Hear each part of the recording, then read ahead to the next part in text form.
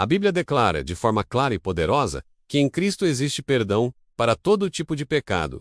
Mentiras, roubos, adultério, idolatria e até crimes graves podem ser apagados pelo sangue de Jesus. Essa é uma das maiores verdades do Evangelho e a razão pela qual milhões encontram esperança. Mas existe um detalhe que quase nunca é abordado com profundidade. A própria Escritura também fala sobre pecados tão sérios que, depois de cometidos, não há mais possibilidade de retorno. Isso pode soar assustador à primeira vista, e talvez até contraditório com a ideia de um Deus misericordioso. Mas é justamente por amor à verdade que precisamos encarar esse tema com seriedade. Não estamos falando aqui de quedas ocasionais, fraquezas humanas ou dúvidas sinceras. O que a Bíblia descreve são decisões espirituais conscientes, profundas e definitivas, escolhas que colocam a pessoa em um caminho sem volta. Neste vídeo, vamos caminhar pelas Escrituras para entender o que a Bíblia realmente ensina sobre esses pecados extremos. E já adianto algo importante. Se você teme ter cometido algum deles, isso por si só já é um forte sinal de que você ainda não cruzou essa linha. O primeiro pecado descrito como sem perdão é a blasfêmia contra o Espírito Santo. Poucos textos na Bíblia carregam um peso tão grande quanto as palavras de Jesus registradas em Mateus 12. Ele afirma que todo pecado e blasfêmia podem ser perdoados aos homens, mas que a blasfêmia contra o Espírito Santo não será perdoada, nem neste mundo, nem no vindouro. Essa declaração levanta uma pergunta inevitável. O que exatamente significa blasfemar contra o Espírito Santo? Antes de qualquer coisa, precisamos aliviar um fardo que muitos carregam em silêncio. A blasfêmia contra o Espírito Santo não é algo cometido por acidente. Não acontece em um momento de raiva, nem em uma fase de crise espiritual. Não é uma dúvida honesta, nem um pecado seguido de arrependimento. Trata-se de uma decisão fria, consciente e persistente de rejeitar a ação clara de Deus.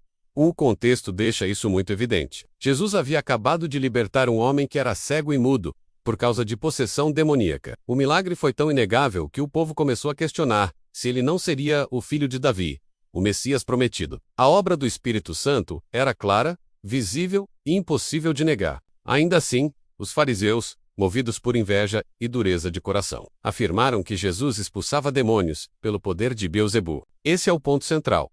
Eles não estavam ignorantes. Eles viram, compreenderam e mesmo assim escolheram chamar a obra de Deus de obra do diabo. A blasfêmia contra o Espírito Santo é exatamente isso. Atribuir deliberadamente a Satanás aquilo que se sabe ser ação de Deus. É fechar os olhos para a luz quando ela brilha forte demais para ser ignorada. É inverter valores espirituais, chamando o bem de mal e o mal de bem. Esse nível de endurecimento é tão profundo que elimina qualquer possibilidade de arrependimento. Porque é o Espírito Santo quem convence o ser humano do pecado, da justiça e do juízo. Ao rejeitar o Espírito, a pessoa rejeita o único meio pelo qual poderia ser restaurada. Por isso, esse pecado não é perdoado, não por falta de misericórdia divina, mas porque não resta mais abertura no coração humano. Há debates teológicos sobre se esse pecado só poderia acontecer nos dias de Jesus, ou se ainda pode ocorrer hoje. Alguns defendem que ele se restringe ao contexto dos fariseus que testemunharam milagres visíveis. Outros entendem que se manifesta na resistência contínua e final ao Espírito até o fim da vida. Mas todos concordam em um ponto: não é algo casual, e sim uma rejeição definitiva e consciente da verdade de Deus. O segundo pecado sem retorno apresentado na Bíblia é a apostasia. Em Hebreus capítulo 6, o autor usa palavras duríssimas ao afirmar que é impossível renovar ao arrependimento aqueles que foram iluminados, experimentaram os dons celestiais, participaram do Espírito Santo, e ainda assim, escolheram se afastar. Esse texto é desconfortável porque fala de pessoas que estiveram dentro da comunidade da fé, provaram a realidade espiritual, mas conscientemente decidiram abandoná-la. Diferente dos fariseus, que rejeitaram Jesus desde o início, aqui estamos lidando com pessoas que conheceram a verdade por dentro. O autor de Hebreus deixa claro que esse abandono não é superficial. Ele descreve alguém que rejeita o Filho de Deus de forma pública, como se estivesse pregando Cristo novamente na cruz. Não é uma crise passageira, nem um esfriamento espiritual comum. É uma decisão definitiva de rejeitar aquilo que antes foi reconhecido como verdade.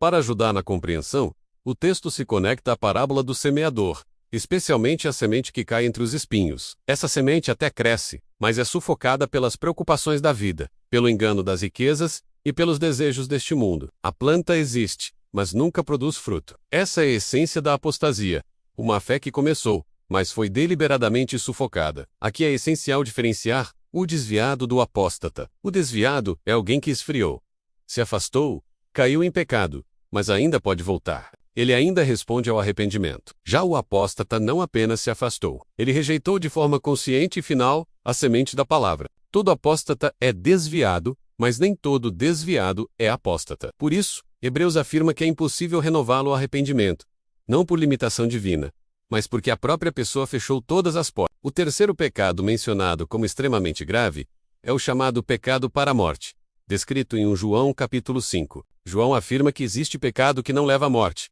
e por esses devemos orar.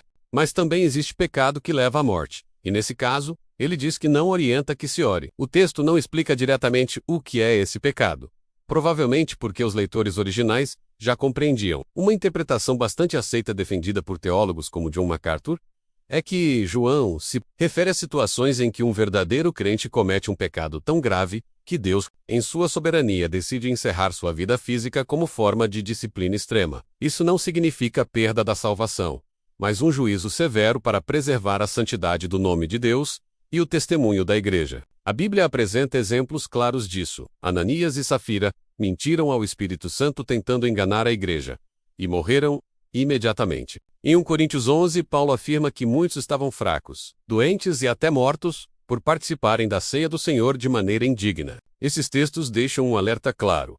A graça não é licença para tratar o pecado com leviandade. Embora nem todo pecado leve à morte física, todo pecado é sério e precisa ser confessado, abandonado e combatido. O quarto e último pecado sem retorno é receber a marca da besta, descrito no livro do Apocalipse. João afirma que aqueles que adorarem a besta e receberem sua marca na testa ou na mão, beberão do vinho da ira de Deus. Esse ato não é acidental, nem imposto sem consciência. Não se trata de um erro técnico ou de algo feito por engano. Receber a marca da besta representa uma aliança consciente com o sistema do anticristo e uma rejeição pública e definitiva do senhorio de Cristo. A testa e a mão simbolizam mente e ações, pensar e viver, em submissão à besta. É um compromisso espiritual irreversível, uma escolha final de lado na maior batalha espiritual da história. No fim, não existe neutralidade, ou se recebe o selo de Deus, ou a marca da besta. Um conduz à vida eterna, o outro, à condenação. Embora esse cenário esteja ligado ao futuro, o alerta já vale para hoje. Pequenas concessões ao sistema do mundo treinam o coração para grandes rejeições no futuro. A verdadeira pergunta não é apenas sobre a marca, mas sobre a lealdade do coração.